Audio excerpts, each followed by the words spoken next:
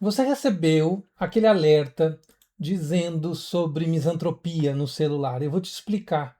Porque esse assunto está sendo tratado pela mídia, primeiro, com um erro do entendimento da palavra. Segundo, com uma não explicação de como funciona o sistema. Então, assim, aconteceu um negócio muito sério, muito grave, algo que tem uma mensagem ali que não estão deixando as pessoas saberem e a mídia espalha informações de forma muito errônea. Aprende mais nesse vídeo, você vai se interessar e vai querer repassar para outras pessoas se você está atrás de sabedoria e conhecimento.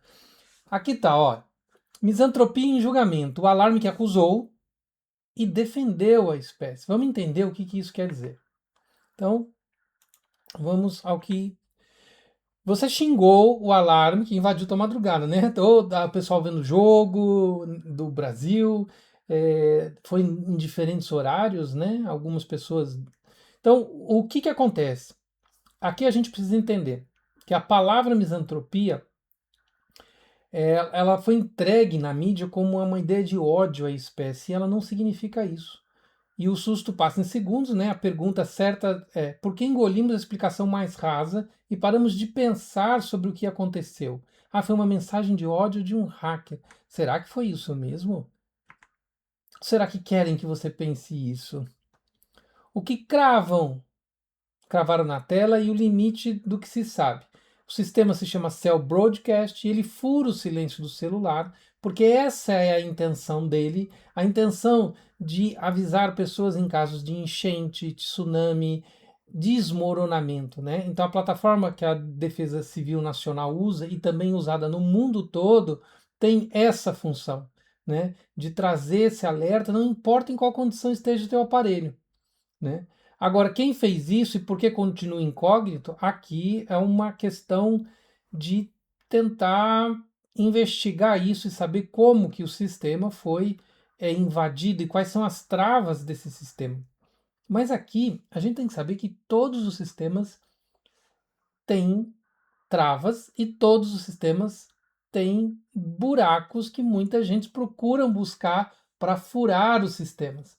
Então, a ideia de que nenhum sistema é infalível é muito comum na área de desenvolvimento, né? De software, desenvolvimento na área de tecnologia. Então, o certo é isto. Usaram uma linha que é para usar a vida para soprar um desprezo pela vida, mas vamos entender, porque é mais que desprezo, é uma mensagem. O meio já é a mensagem. Então, a forma que ele usou, a forma escolhida de usar o celular para dar a mensagem. A ódio à espécie, a leitura do dicionário que encerra o pensamento e ela é uma menor leitura tirada de um trecho da explicação. Misantropia vem de misos mais antropos, que no dicionário se fecha de uma primeira explicação superficial e infantil de ódio à humanidade. Isso é estreito demais. Reduzir isso a ódio seria a não entender como essa palavra foi usada de várias maneiras, em vários momentos, no estudo do comportamento humano, da psicologia social, da ciência social e por filósofos. Então, chamar isso de puro ódio é um grande engano. Misantropia, de verdade, é um veredito, ela não é uma fúria, ela não é um ódio, né? Na filosofia contemporânea, aqui eu estou citando Ian James, David Cooper, é a condenação fundamentada do caráter moral da humanidade, como a humanidade está se tornando superficial, como ela está se tornando injusta, como ela se torna cruel. É um juízo, ela não é uma emoção, ela não está relacionada a ódio, ela está relacionada a essa análise mais profunda. A acusação não é contra alguém, contra o fulano, ou nem mesmo contra o sistema, mas sim contra falhas entranhadas, evidentes e generalizadas, e sustentadas pelo próprio aparelho que nós usamos para comunicação, que colocamos nossos documentos, nossas vidas e que nos prendemos em redes sociais. Por isso, Schopenhauer, que é considerado um arqui-pessimista, recusava essa noção de ódio.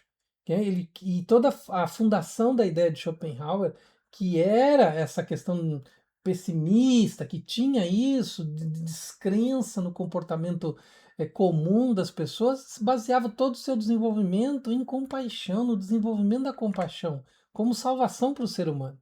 Então, diante dessa mesma sombra, muitas respostas, né? A filosofia mapeia 4 posturas, né? Que o inimigo que ataca, o fugitivo que se isola, o ativista que reforma e o quietista, que cuida do pequeno, que cuida ali do seu mundinho. Ver a falha humana não obriga ninguém a odiar, né? Fugir ou destruir. Isso não é necessariamente ódio.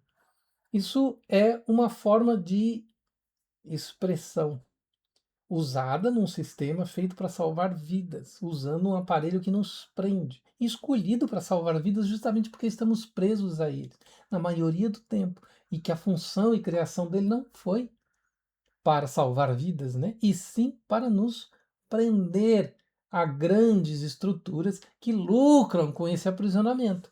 Quem invadiu o alerta escolheu ferir o cuidado em vez de corrigi-lo. Misantropia performada com vandalismo também não cura lucidez, apesar de fazer um alerta, apesar de protestos, greves, manifestações, utilizarem sistemas de forma muito radical para nos trazerem alertas. Então, ver inteiro, o mesmo alarme acusa e defende a espécie. A acusação é real. Somos uma espécie capaz de sequestrar uma linha de vida para espalhar medo, mas para trazer alertas. A defesa estava na mesma tela. Existe uma rede inteira cujo único fim é acordar estranhos para salvá-los. Será que não estava tentando salvar no sentido de nos alertar pela nossa falta de compaixão ou nosso aprisionamento egoísta às telas? Em terceiro, você é quem dormia. Você foi salvo e quem pode te ferir? Uma espécie só, né? Você como espécie que pode salvar a própria espécie. Então, fixar-se na crueldade do entendimento da mensagem não é entender a mensagem como toda, o alerta, o que está por detrás do alerta. A luz que vê o todo, ela não isola, ela compromete, a lucidez gera comprometimento. A misantropia acerta a metade, ela enxerga a sombra, mas ela tem que tomar cuidado para não perder a luz. Despertar é ver as duas, é ver essa incoerência da sociedade, mas buscar ajudar. Será que a mensagem não é para buscar esse alerta? Então, buscar essa solidariedade, né? Buscar essa forma de ajuda é uma maneira de estar se livrando desse aprisionamento e se livrando das armas do egoísmo. Se essa lucidez pesa, ela vira caminho, não um muro. Se essa lucidez pesa no sentido de se tornar sólida. Então eu posso caminhar com o que vejo para transformar. Então a mente zen, a mente lúcida, ela procura ver inteiro, ela procura ver o todo. O corpo que é sólido para sustentar isso nos gestos, no comportamento, na fala e aí libertar a consciência. Será que a mensagem não estava buscando trazer um alerta para a libertação? Não estou aqui dizendo que o caminho usado é o melhor caminho, mas mostra a nossa prisão, mostra o quanto estamos ligados aos aparelhos. Justamente por este motivo ele é usado para salvar vidas, mas mostra também o quanto a sociedade precisa de ajuda, o quanto que a gente precisa estar livre desses apegos e das nossas prisões. Muita gente reclamou do alarme porque se incomodou que o seu aparelho não estava mandando as mensagens das suas redes sociais ou aquilo que as suas notificações, mas não para entender o que ali realmente se passava. Mas agora você já sabe, essa função é feita para salvar vidas. Os sistemas no mundo todo utilizam.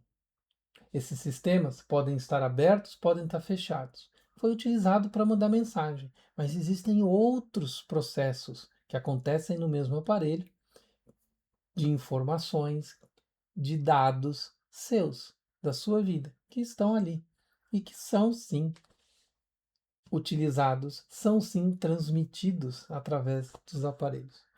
E será que na maioria das vezes esses dados mandam mensagens para você se libertar do egoísmo? Ou a maioria das vezes é para alimentar o lucro de estruturas? Muitas reflexões, eu não tenho todas as respostas, eu não tenho todas as saídas, mas eu queria trazer para você todas essas reflexões. Tá bom? Um abraço e até o próximo vídeo.